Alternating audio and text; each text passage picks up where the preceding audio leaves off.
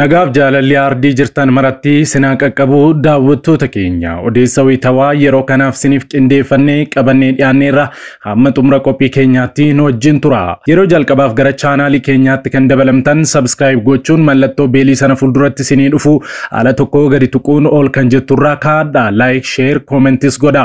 Yeroo kana gootanii kaasee yeroo hundumaa oduuwwan haaraan wayita gadhiifaman dafanii isin qaqqabu. Kallattiin gara oduu keenyaatti wal wajjinaa dabarru. Thank you, Brad. Thrilled to be here, or at least that's what I'm programmed to say. Elon Musk's controversial Neuralink is ready to test its brain chip implants on humans. Dhalli namaa yeroo abidda qabsiifachuu jalqabee kaasee yeroo qubee kalaqatee wal barsiisuu jalqabee kaasee yeroo eeboo fi gaachana soqachuu jalqabee kaasee hanga sadarkaa amma irra ga'eetti waggoonni hedduun lakkaa'amaniiru. Amma garuu teekinooloojiiwwan kalaqamaa jiran baay'ee yaaddessaa ta'aniiru. Amma dhalli namaa eeboo fi gaachanarraa gara boombii niwukilaaraa meeshaa dhala namaa al takkaatti lafarraa balleessu kalaquutti qubee qubeessuu fi haamtuu kennee billaa fudhachuurraa gara bittaa fi gurgurtaa dijitaalaatti baala cuunfee madaatti godhachuurraa gara yaala baqaqsuutti ceera. Oduun dhiyeenya kana bahee akka agarsiisutti ammoo kaampaaniin Teeslaa qaama namaa gartokkee miidhamee qaama nama fayyaa du'eetiin bakka buusuu jechuunis fakkeenyaaf yoo mormii fi mataan namaa miidhame nama du'eerraa mormaa fi mataa fuudhanii qaama nama fayyaatti galchuun nama yaaluun danda'ameera jedhee jira kaampaaniin Teeslaa. Kana malees wanti amanuun namatti ulfaatu gara biraan ammoo seeliin namaa yoo dulloomee fi du'e seelii roobootiitiin bakka buusuuf maayikiroochiippii sammuu namaa keessa awwaaluun sammuu namaa fi kompiitara walitti hidhuun dhala namaa to'achuun danda'ameera.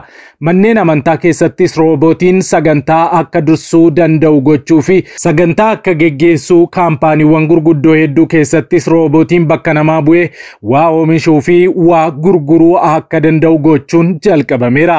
Kanaan alatti ammoo sanyii namaa fi uumama biroo DNA bineensota biroo fi dhala namaa jechuu keenya walitti makuudhaan uumama haaraa uumuun jalqabameeras jedhamaa jira. Biyyoonni waan fokkisaa kana wajjin maqaan isaanii ka'aa jiru ammoo biyyoota akka Ameerikaa fi Chaayinaadha. Kana jechuun uumama fuulli isaa nama fakkaatu kan kottee afur qabu yookaan uumama miilli isaa kan namaa ta'e fuulli isaa fi duubni isaa immoo bineensa ta'e uumaa jiru jechuudha. Wanti isinitti himne kun waan qabatamaa argamedha. Ifatti as ba'anii kunootii oomishneerraa nuun jechuu yoo baataniyyuu garuu yaalii akkasii irratti akka argamanii fi kana hojjetaa akka jiran ifatti ba'aa jira. Kana jechuun ammoo dhalli namaa bineensaa ol ta'eera gara jabeessa hamaa ta'eera jechuudha. Wanti macaafa mul'ate Yohaannis boqonnaa 13 fi boqonnaa 17 irratti argamu raawwatamuuf fiixee ga'eera jechuudha. Dhugumas amma kanaafuu mootii bineensichatti fakkeeffamee as ba'ee teekinooloojichatti fayyadamuudhaan sammuu dhala namaa to'atu sana qofaatu hafe.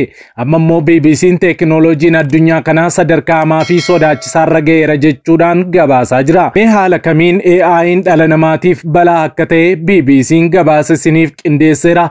Itti isiniif daballu.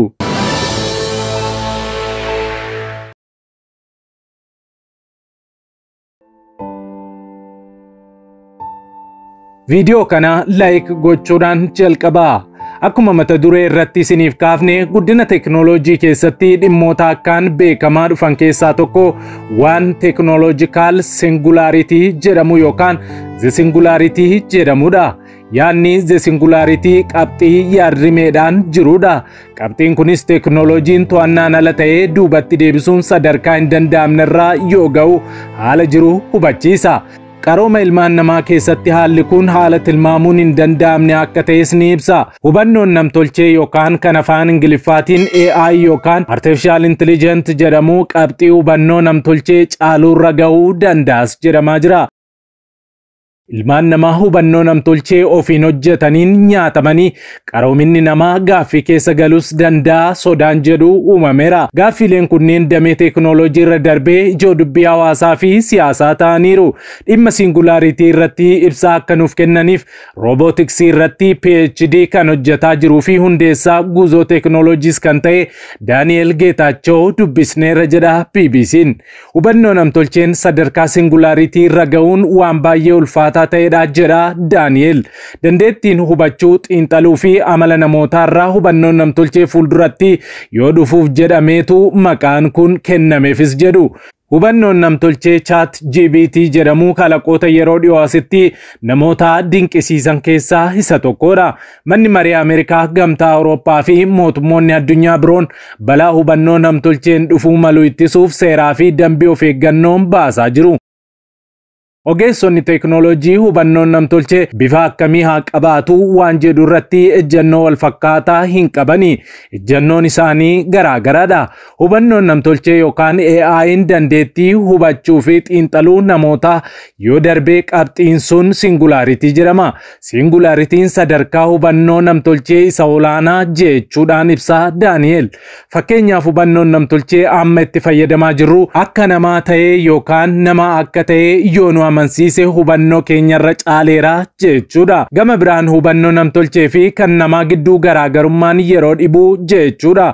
Sochiin tokko tokko hubannoo namtolchee yoo raawwatee fi isaan booda xiinxalaa fi murtoo nama caaluu yoo kennaa deeme dhala namaatiif balaa hin ta'uu yaadni jedhus falmisiisaadha.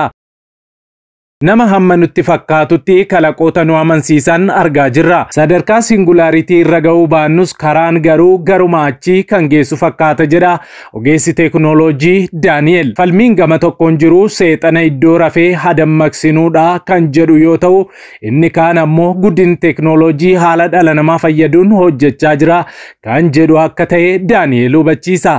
Gaaffiin ijoon garuu adeemsa teeknooloojii kanaan karaa hin beekne irratti yoo dogongorre akka hin banneef wabii maalii qabnaa kan jedhudha.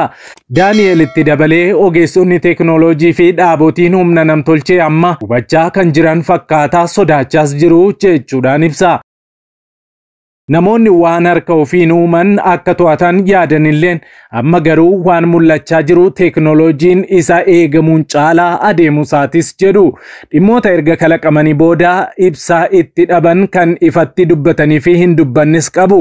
Kun immoo balaa qaba jedha ogeessi kun.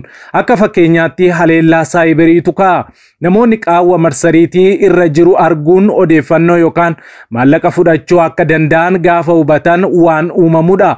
Ilmaan namaa caalaa hubannoon namtolchee qaawwa addunyaa dijitaalaa hubate saffisa kompiitaraan balaa yoo dhaqqabsiise kan ilmaan namaa caalaa hammaataa ta'us danda'a jedhama. Amma bira ga'uu baannus fuulduratti Artificial General Intelligence yookaan AGI'n hubannoo namtolchee damee dameedhaan hubannoo namaa ni caalas jedha Daani'el. Yeros namoonni hojiin hojjanne deebisee kan nu balleessu yoo ta'e faayidaan isaa kan nutti mul'atu natti hin fakkaatu jedha. Hubannoon namtolchee of eeggannoon akka hojjetamuu fi hojiirraa akka oolu kan gargaaru qajeelfamni namuusaa AI Ethics jedhamu akka kabajamu ogeessonni irra deddeebiidhaan yaadachiisu. Daani'el akka jedhutti yoo seerri hin jiraanne meeshaan waraanaa egeree keenya hubannoo namtolchee ta'uu malas jedha. Dhaabbootiin teeknooloojii itti gaafatamummaan hojjanna haa jedhaniyyuu malee mana yaaliiwwanii keessatti hojiin hojjetamaa jiru hamma ifa ba'utti maaltu akka hojjetamaa jiru beekamuu dhiisuu malas jedhu. ChatGPT'n bahuun duraa OpenAI'n maalirratti hojjetaa akka ture namni beekuu dhiisuu mala. Gabaa irratti gaafa ba'anii fi fayyadamuu gaafa jalqabnuudha kan beeknus jedha. Gabaarra kan hin oollee fi harka mootummaa kan jiran immoo hedduudha. Falmii siyaasaa jiruun tokkoon isa kaan balleessuuf yoo hojjete ilmaan namaa hundaaf balaa ta'aa adeemus jedha. Hubannoon namtolchee akkaan olaanaa ta'e waan asoosama fakkaatus Daani'el garuu waan danda'amudha jedha. Hubannoon namtolchee hamma odeeffannoon itti kennamee fi xiinxaletti guddachaa adeemuunsaa tasuma waan hafu miti. Karaan kana ittiin ittisan keessaa tokko seeraan akka bitaman gochuudha. Manneen yaalii fi ogeessonni yoo sakatta'amuu baatan ilmaan namaa haala hin hubanneen badii uumuu dandeenya jedha ogeessi teeknooloojii Daani'el. Kun haalli itti uumamus ta'e haalli ittiin uumamne jira. Haalli itti uumamuu danda'u humnis ta'e teeknooloojiin jira. Ta'us ilmaan namaaf kamtu fayyada kan jedhu murteessuu kan danda'u namootadha jedha ogeessi teeknooloojii AI Daani'el. Amaloota ilmaan namaa keessaa waan hubannoo namtolcheetti ulfaachuu danda'u tokko fakkeenya fiilmii irraa fudhateenis ibsa. Namni tokko yoo nu aarsee kolfa fakkeessaa kolfinee deemna. Kun miira walxaxaadha. Dunnas qaba, kolfas qaba. Hubannoon namtolchee amaloota alkallattii ta'an akka fudhatu gochuun yoo danda'ame egereen addunyaa qormaatatu isa eeggatas jedha. Gama biraan ammoo hubannoon namtolchee haalli itti tajaajila fooyya'aa kennus jira.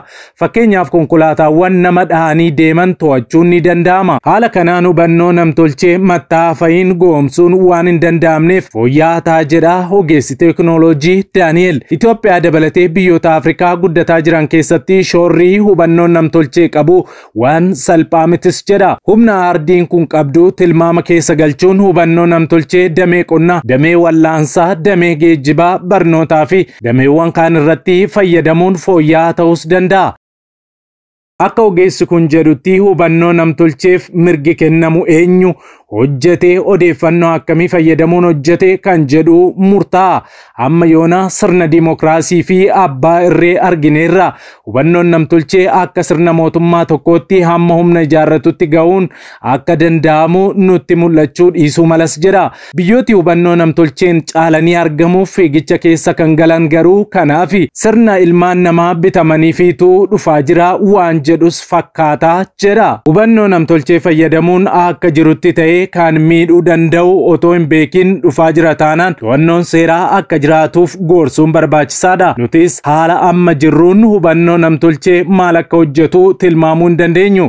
Sababni isaa yaaduu kan dandeenyu hamma beekumsa keenyaa qofaa waan ta'eefidhas jedha Daani'el. Macaafa mul'ata Yohaannis boqonnaa 13 lakkoofsa 13 kaasee akkas jedha. Inni milikkita gurguddaan agarsiisaa ibiddayyuu ija namootaa duratti waaqa keessaa lafatti gadi buusa. Milikkita bineensa isa duraa sana duratti akka inni agarsiisuuf kenname sanaan warra lafarra jiraatan in wallaalchisa. Warra biyya lafaa irra jiraatan sana wallaalchisuudhaafis bifa fakkeenya bineensichaa billaadhaan rukutamee deebi'ee jiraatee waaqessuudhaaf akka tolfatan isaanittiin hima. Bifa fakkeenya bineensa isa duraa sanattis lubbuu itti gochuun bineensa isa lammaffaa sanaaf kennamee ture. Kana irraa kan ka'es bifni fakkeenya bineensichaa kun dubbachuu iyyuu danda'e. Hammi isaaf hin sagannee akka ajjeefamanis hin godhe. Bineensichi namni hundinuu xinnaa guddaan, sooressi, hiyyeessi, birmaduun, garbis harka mirgaa irratti yookaan adda isaa irratti gubaa akka qabaatu hin gochisiisa. Kana gochuun isaas namni gubaa bineensichaa isa duraa isa maqaa isaa yookiis lakkoofsa maqaa isaa agarsiisu yoo ofirraa qabaate malee bituus gurguruus akka hin dandeenyeefidha. Kana keessatti ogummaan hin barbaadama. Lakkoofsi kun maqaa namaatiif kan dhaabbatu namni sammuu qabu lakkoofsicha lakkaa'ee bira ga'uu hin danda'a. Lakkoofsichi ammoo 666 jedha. Mul'ata Yohaannis boqonnaa 13 lakkoofsa 13 hanga lakkoofsa 18. Kanaaf egaati obbolottan koo ogummaan barbaachisaadha. Teekinooloojiin amma akka ibsamaa jirutti AI'n sadarkaa yaaduu dhala namaatii ol ta'ee dhala namaa balleessuu akka danda'u manneen yaalii biyyoota guddatanii Ameerikaa, Chaayinaa fi Ruusiyaa keessatti ulfaataa ta'uun isaa ibsamaa jira. Kanaafis ogeeyyiiwwan teekinooloojii addunyaa kana AI'n sadarkaa kanatti dhaabbachuu qaba jechuudhaan watwaataa jiru. Maalumaafuu karaan hundumtuu karaa gara bineensichaa fi bittaa bineensichaatti nu geessudha. Dhiibbaa fi rakkoo ulfaataa yeroo cinqii sanaa booddee gooftaan keenya Yesuus Kiristoos deebi'ee gara biyya lafaa hin dhufa. Maaraanaata.